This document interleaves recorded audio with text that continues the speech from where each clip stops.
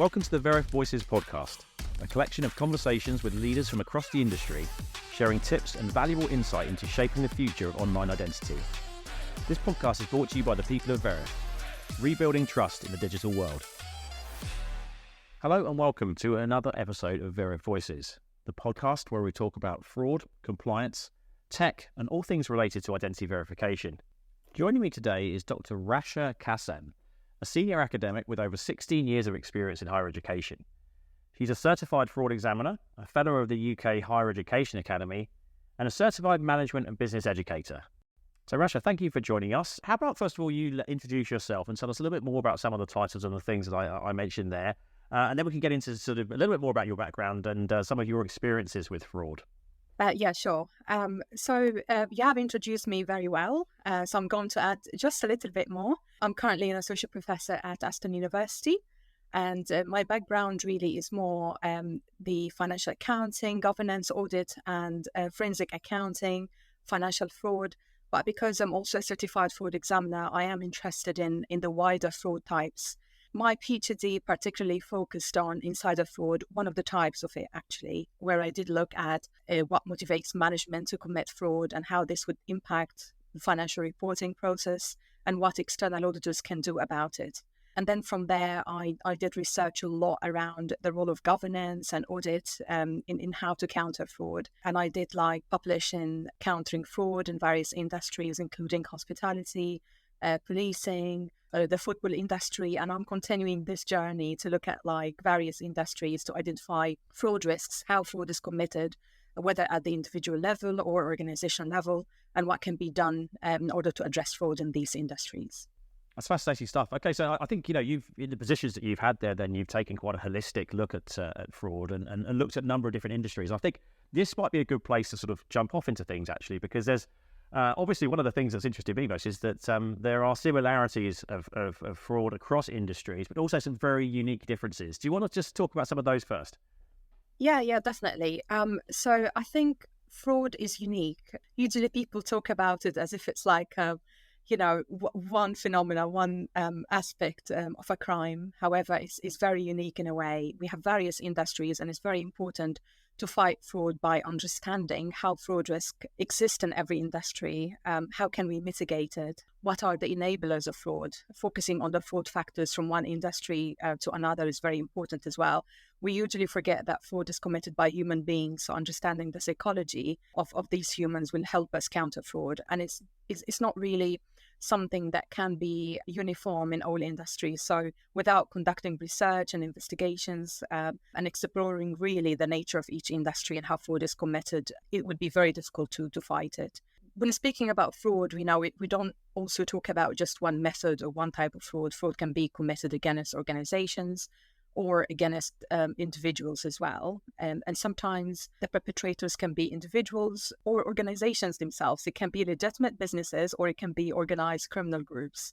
So it's very important to have this understanding and to really look at the various types of fraud at the individual and organization level. There is a lot out there. So if you are interested in a particular industry, especially the ones that I explored, I'm more than happy to share my knowledge. Sure, thank you. And I think one of the things I find really interesting actually is whenever I talk to people who have been in the fraud industry for a long time is kind of how they got into it in the first place. I think it's most people sort of fall into it by accident, I feel, but and then once they're here, kind of fall in love with solving some of those problems and the very sort of interesting and ever-changing nature of it.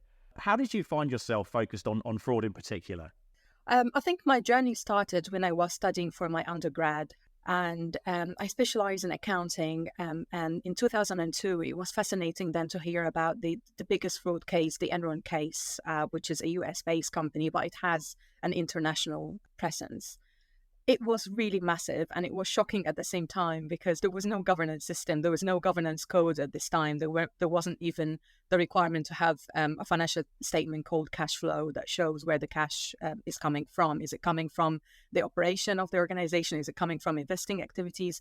So basically the company was taking loans from the bank and recording that as cash from operations, which is very deceiving. The directors were accomplices, the external auditors were accomplices. So it was really fascinating. I was also taken by by the impact of the Enron fraud case, especially thinking about how much employees in particular trusted their company to the extent that they invested back their pensions in Enron, and resulted in the whole thing resulted in them losing their pensions, and thinking about investors and, the reputation of the auditors. It was just massive. Back then, Arthur Andersen was one of the big five audit firms. It used to be big five, not big four. And unfortunately, because of the failure in identifying fraud risk and also suspicion that they were corrupt and accomplices in the fraud cases that happened, the company diminished. It was forced to go out of the market. All employees lost their business. So imagine, even if you're an honest auditor working for a company and then you were told, well, your company is no longer exist. Same case in Enron case, where all the employees and investors, they lost their investment pension and their jobs as well. So I was fascinated by this, the criminal mind, how particularly insider fraudsters think and operate. These people are white collar criminals, aren't they? They're not like the ordinary criminals that we hear about. They are somehow seen by the society as reputable people, sometimes highly educated, holding high positions in their organizations with lots of power, and they're not necessarily in need of money. So it was really fascinating to understand what drove all that. So I started my research. My master degree focused particularly on insider fraud and how financial fraud in particular is being committed. And then, I continued the journey during my PhD to focus more on the motivational aspects at the top level, how executives and management commit fraud, and how the motivation can actually impact the financial statements and the results that investors depend on. And then I went for my Certified Fraud Examination certificate from the Association of Certified Fraud Examiner. And my interest kept growing and growing. I was then interested in looking at various aspects of fraud and how individuals are being defrauded as well. There's a long list of fraud against individuals. It's not just about romance fraud or pension fraud, or, there's a really long list. And I must say that, I hear a lot of people saying, I'm like a counter fraud expert, etc. But the more I research about the subject, the more I feel like there is little knowledge, that I have little knowledge in it. It's like think about knowledge as like an ocean, really. The more you know, the less you know, in a way. So I am curious to research it more and to know more and more about it, really. So this is how I developed my interest in the area. Yes, that's amazing. I love that. I really love hearing those kind of origin stories of the people in the industry. And I think I found the same, actually, where the more you're in it, the more you learn, the deeper your knowledge becomes, and the more you want to find out. There was a couple of points in there, actually, that I found particularly interesting. The first one was the one you talked about right away, which is the impact of fraud on people, especially people who are unwitting or in some cases unknowing, even as well. I just wondered that real life impact that you see. Do you have any sort of anecdotal stories or other things that you can share about sort of how this stuff actually affects people? It's almost the people who are connected but not necessarily trying to be part of the fraud that it impacts the most, isn't it? Okay, well, let's talk about when fraud happens in organizations. Think about how employees feel then.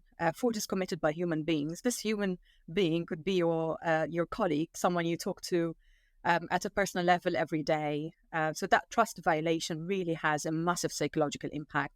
And I have to say that it happened to me personally in one of the universities I worked for, where one of my colleagues happened to use his power in order to defraud students, basically. He created this company that is like a proofreading company, and then he used his power to force the students to send the citations to the proofreading company and pay £1,000 each, otherwise they would fail. Obviously, the students are very, very innocent. Some of them can be naive, and there is that element of trusting the academic who's an authority, for example. And he was a very nice colleague, I have to say. I was we had a small chat every day, and although fraud is my area, I would have never suspected that he's a fraud criminal himself. Sorry, I have to use the word criminal here, because anyone who commits fraud is nothing but a criminal, regardless of how educated they are, how powerful they are. The reality is they are dishonest and they committed a crime, so they are criminals. So it was really shocking for me. It hit me psychologically, and this violation of trust impacted me up till now, thinking carefully about the people I communicate with on a daily basis and how honest that they are, they could be. And also raising awareness about the issue. I wouldn't say that he was 100% aware of what he's doing or that was fraud, but it actually is. So it made me really think about perhaps raising fraud awareness in higher education. And this is one of the current projects I'm working on, identifying fraud cases in higher education and helping my colleagues to understand about it, because sometimes people commit these crimes and convince themselves through rationalization that, well, this is not a crime, and you can hear rationalization or justification a lot at various levels, things like, oh, I just want to earn more. Maybe he said to himself that the university is not paying more, and this is just a smart way of doing business, not realizing that this is an abuse of position or power. So, this is an example of how this can impact individuals like myself, not necessarily, involved in fraud, but seeing your colleagues getting involved in this, or your boss, for example, is really hitting.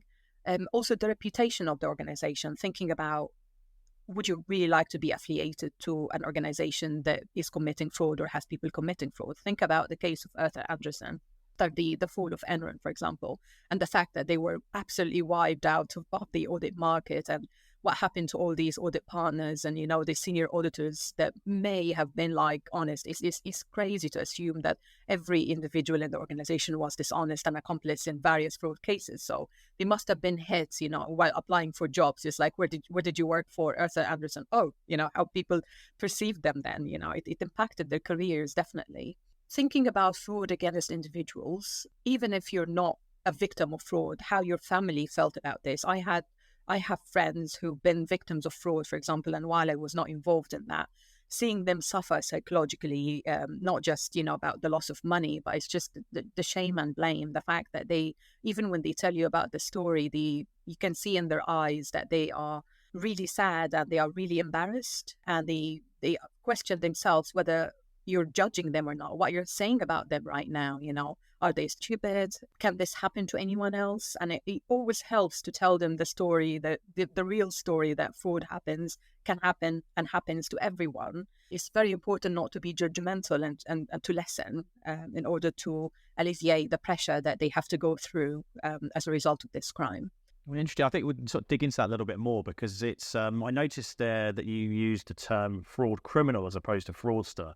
And that language is really important, isn't it? So do you think the language we use to talk about the fraud that's being committed, do you think that has an effect on victims coming forward? Do you think they're less likely to come forward if it's painted as this kind of you were tricked, as opposed to you were the victim of a crime? Yes, absolutely. But would the language on its own help? Absolutely not. Let's be realistic. Fraud needs a holistic approach. It's not really the responsibility of just one individual or one country. There has to be collaboration. There has to be a mutual understanding of what fraud is in the first place, and its impact, and what needs to be done in order to support these victims. It's not as simple as let's sort out the language and everything will be fine. But then it is very important to say that it is a good start. I wrote about the use of language in terms of approaching victims, and not using terms like scam, for example, which I personally disagree with, because if you thought about it, close your eyes for a moment and think about fraud victims. You say to them, you've been scammed. It's kind of put back the burden on them, and instead of saying, oh, you've been defrauded by fraud criminal, this is a crime, would you say that rape victims are not like actual victims? Would you say that, the crime that they had to suffer from is not a real crime? Of course it is, but usually fraud is not really seen as a serious crime, especially within law enforcement. And I'm sad to say that, but this is the reality based on evidence, really. My current research talks about fraud investigations and policing, and I have a paper that hopefully will come out to light based on interviews with law enforcement and how they see fraud as a crime. And it is sad to know that almost everyone in my sample, 26 police officers, really experienced saying that it's not really viewed as a serious crime at all. If it doesn't bleed or cry, it's not a crime. This is from their perspective. And why would we blame them? Their education did not really prepare them to such a crime. If you looked at the current police curriculum, with universities, the apprenticeship program that they're currently introducing or having in collaboration with universities, the term fraud does not exist in the curriculum at all. And I have criticized that myself. But then in reality, they are required to investigate fraud. So how, it does not really fit the profile that they are familiar with. And some of the police officers said to me, like, when you go out, your mother doesn't say to you, mind the fraudsters, because it's not important. And I said back then that maybe because my mom doesn't know about it, maybe the public needs more awareness. It doesn't mean that fraud is less serious as a crime. It means that perhaps they are not familiar with it. Perhaps if we educated the public a little bit more, they would start telling to families and, be careful when you go online because fraudsters can get you. Be careful when you date online because there's like romance fraudsters. Or, kids, or, they can say to the parents, be careful about pension fraud, be careful, be less trustworthy, be skeptical, because there are lots of fraudulent activities out there. So I feel like this particular statement made me think about our role as like anti-fraud professionals and raising fraud awareness outside conferences, because we talk a lot about this within conferences and our professional networks. But hey, we already know about it. How about the public? If you want to see a real impact, we need to get out there and really simplify things to the public and explain to them what fraud means to them, and also how it can be countered. How can they protect themselves against it? So yeah, let's start by being consistent in the language of fraud. Stick to the term fraud, so that it resonates in the public mind. And instead of creating different terms, it saddens me a lot that one of my neighbors actually was a victim of fraud, and he was sad one day, and I had a chat with him, and he said the bank refused to return back his money, refund his money, because they said this is not a fraud, this is a scam, which made me really surprised. And you can see evidence of that. And it's like, well, scam is just another term that people created. I have no idea who started it in the first place. It's just another terminology to describe fraud. It's not a type of fraud, because you see a lot of evidence out there, with this confusion has caused even more confusion where people don't understand how fraud and scam are related. Is it a type of fraud? Is it a different term? But in fact, no, it's just another term, So if we continue to use consistent language, this confusion wouldn't have happened in the first place. I believe also the way that we interact with victims, and in terms of like the language of fraud, again, in terms of viewing fraud as a crime, in terms of viewing victims as victim of a serious crime instead of greedy individuals and instead of stupid individuals, people who are less vigilant, people who are less smart or isolated socially. So we need to really stop being judgy and help those individuals and support them at various levels. It's not just about law enforcement level, but also personal level. When a friend or a family member tells you that they've been defrauded, don't go, why didn't you tell me? How could this happen to you? Because this language, the use of language can be really, really destructive in a way. I want to talk a little bit more about combating fraud and countering it, especially with technology, actually. I know you have an interest in this, and so I'm just keen to hear what your thoughts are on using technology to counter fraud. I mean, at audit level, governance level, policing. I mean, let's talk a little bit more about that. Yeah, absolutely. I think countering fraud requires a holistic approach. So technology is just a small part of it. So, there's a lot organizations can do. It's not just about enhancing their technology, but let's talk about the technology aspects. We need technology professionals in every industry to explore the possibility of new ways for identifying fraud. Data analytics, for example, is something that can be excellent, especially when it comes to scanning documents, looking at trends, for example. Think about the financial aspects, large amount of data. Auditors, for example, can use data analytics in order to identify those trends, transactions that don't make sense, for example. Analytical procedures that would then identify revenues that have been like too low or too high over like the last 5 years. Perhaps scanning document to identify forgeries. There's like unlimited opportunities that, where technologies can be used.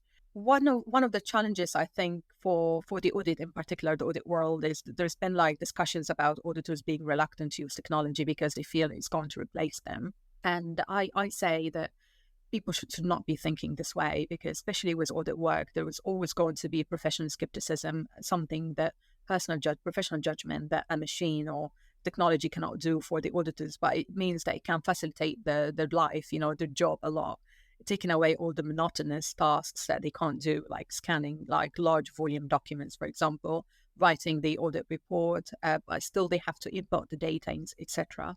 Still, the professional judgment element would need a human being in order to reach the right decision. It's still, like we have a lot of AI applications that can also help with thinking, but I would say it's limited. I'm fascinated by it and I'm using it in my teaching anyway, but it's still limited. It can't think for you.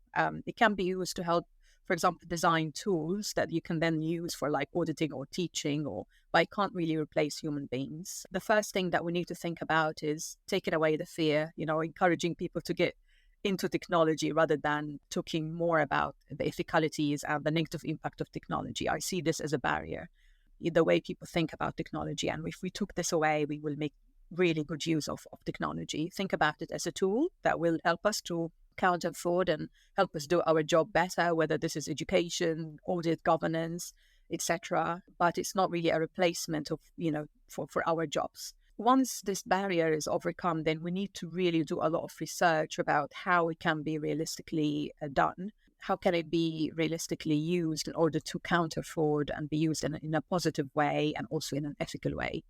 Sharing good practices would be a good start, really, because I find collaboration is not something that people do much of. It's more like a protective, independent territory where people hide their knowledge instead of sharing it. And there is nothing wrong, really, in sharing knowledge. When you share your knowledge, you learn from others as well, and this expands your knowledge base in a way. You learn from others' mistakes, and this will help you to improve your way of working. So with technologies, we're still really early stages. We can't say for sure, like, oh, this technology is, forever going to counter fraud. It's 100% effective. It's like unwise to say something like this. We need a lot of research and in order to understand how a particular technology works, and also need to be honest as well about reporting results. If someone invented a technology that can help in countering fraud, there are existing technologies, AI, data analytics, natural language processing, etc. But is it actually applied? I don't think that we have a lot of knowledge about how it is implemented in various industries and how effective these technologies are. So we really need to start looking at how it was implemented, what are the pros and cons of implementing that technology, sharing that knowledge, coming up with like new ideas to overcome these limitations. Because if we're not talking to each other about those limitations, then we're not going to invent any other future technologies that overcome those limitations. So the existence of technology in itself is not a guarantee that fraud is going to be countered. We have to work in teams. There will be people who not necessarily specialize in technology, but a lot of researchers can help in identifying the trends, the data that can then be inputted in technology. So technology is not going to create the data for you. You have to have this knowledge and, work with technology in order to counter fraud. Yes, I think that's exactly it. And it's always the fear, isn't it? I mean, you started by talking about the fear of people losing their jobs because of technology at the beginning there. And in my experience, actually, and I think what happens a lot is that the technology just simply reshapes the role, doesn't it? The role still exists, but in a very different form to what it was before. And, you need the what was previously some sort of manual work. You can use technology to help with and create better insights. And then the human element comes with the creative thinking and sort of putting it into solutions that ultimately make your company better and your fraud protection better, which increases the level of trust that people have in your business. And I think we did a study recently here at Veriff, which we've summarized in our fraud index, which was published recently, where we spoke to consumers, end users, consumers, however you want to call them, in various countries around the world, and asked them questions about how they feel about technology, how they feel about fraud, how it shapes their behaviors when they choose to interact or work with a company or sign up with a service. And they were very, very clear, actually, that the reputation of an organization about how they deal with fraud, their robustness of their fraud prevention measures, is very, very important to end users. And increasingly so, actually. I think if there is negative news from a company, if they have some sort of data breach, if they are impacted by fraud in some other way, or if there's suspicion even that they aren't getting things right with their services, then consumers and end users are much less likely to give their details, to sign up to that service, to part with their money, etc. How do you think organizations can cultivate sustained trust with their customers with all the threats, the fraud threats that are around today? Well, this is a very good question. There's a lot organizations can do, starting about thinking of insider fraud. This is something that is generally overlooked. they always think about how they can be defrauded from by outsiders. Outside the organization is their main concern, and they're more reactive than proactive. They are less likely to invest in counter fraud, for example, and they wait until the scandal happens and then they react to it, which would then be too late. Reputational damage could happen. They would lose customers. They would lose business. And that's why we keep seeing many organizations falling. Think about Wirecard in Germany, Patisserie Valerie that has collapsed, Ted Baker and the reputation damage that happened as a result of overstatement of, their inventory. Before that, Tisco, was the horse meat scandal and the overstatement of revenue. So there is a lot to learn, but our organization is really learning? Not really. I think there is a lot to be done within the organization without having to wait for a regulation that would force them to do so. For example, they have to look at their vetting process to ensure that they are appointing honest people. Even the vetting process cannot guarantee that 100%. So robust controls would be very important. And when I talk about controls, it's not just about blocking the opportunities for fraud, but it's also about understanding how fraud is committed and human beings, the nature of human beings, the psychology of humans, that fraud is committed because people would have motive, would have opportunity, they're able to rationalize, their integrity level can be low, they have more capabilities than others to commit fraud. So they need to think about these fraud factors when they design robust internal controls. I'll give you a simple example. Thinking about the motives, for example, people can commit fraud for financial reasons, but also for non-financial reasons. So like revenge, for example, the way people are treated in the organization can encourage them to commit fraud. During the pandemic, there was excessive pressure on some employees to be monitored. There were a lot of micromanagement, bad behavior that really put employees off. And in one of the cases that I came across, one employee committed fraud because her manager was micromanaging her, was mistreating her, made her feel like she's dishonest and she's going to commit fraud. He was requesting pictures of everything she's doing, and it was really suffocating. So she committed fraud just to prove her point that even though he's doing all that, it's only her honesty and integrity that stops her from doing fraud, and that if she wanted to commit fraud, she would commit it regardless of the excessive controls that he put on her. There is a lesson to be learned here that when organizations design controls, they have to understand this. They have to, for example, know that people can't commit fraud for financial purposes. So they have to provide fair pay, for example. They have to have an open door policy. They have to have other benefits that would encourage employees to stay loyal to the company and refrain from committing fraud. Education is also a key, because some people can commit fraud because they don't know about it. They don't know that what they are doing is wrong. So education goes hand in hand with reducing fraud risk. And it plays a really crucial role in raising education, raising awareness about fraud. And this awareness can reduce the rationalization, because if someone knows that what they're doing is wrong, it would be very difficult then to rationalize it and say, well, I didn't know about it, you didn't tell me about it. Can't expect that every employee is an expert of fraud. The fraud knowledge that we think is simple from our perspective as professionals and experts is not necessarily the same for someone that has never heard about fraud. Some people don't even recognize what is that, So we need to educate them about what fraud is and the examples where fraud can be committed and the consequences of that. It's not just about losing their job, it's about losing their reputation. Also, the culture within the organization, the way you treat people is very, very important, because revenge can be one of the motives to commit fraud.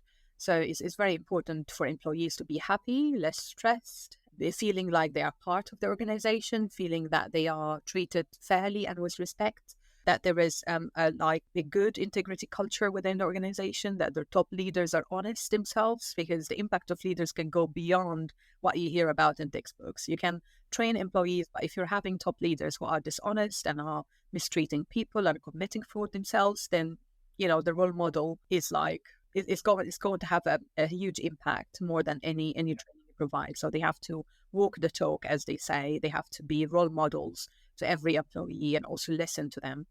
Retaliation is a big thing. A lot of people can be discouraged from reporting fraud just because they have no faith in the whistleblower, whether it's anonymous or not. So the fact that organizations tick the box, we have whistleblower, does not mean automatically people are going to report it. also how easy the process is, because I've seen cases where organizations put like a long list of things that whistleblowers have to go through before they can actually report fraud, which discourages people from reporting it.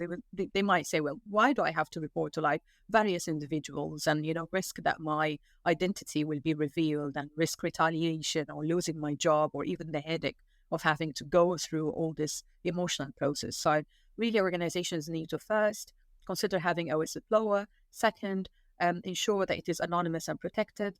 Third, to simplify the process and communicate it to everyone inside the organization. So education, whistleblowing, really designing controls that take into consideration the human factors I mentioned earlier would be very important. Another point is monitoring and revisiting all this. Fraud is evolving, and education and training need to be a continuous thing. It's not just about putting one course here and that's it. Fraud is covered. Every day fraud is emerging in a way. So organizations have to have this awareness. Spending also in investing money in fraud professionals and security professionals would be very important. This is something that I can see not really a priority for many organizations. And in some cases, the top management have required a lot of convincing before they can actually pay some money to invest in fraud. They don't realize we need to stay away from the numbers and focus more on the qualitative aspects. Instead of having the argument that, well, by putting these procedures or in place or investing in anti-fraud controls, you're going to save this amount of money. We need to focus more on the qualitative aspects. For example, you're saving the company reputation or the organization reputation or, the people's jobs or this and that, regulatory fines, etc. So we need to focus more on the societal and psychological impact of fraud that goes beyond financial losses. Yes, all excellent points, and I think very actionable as well, I would say.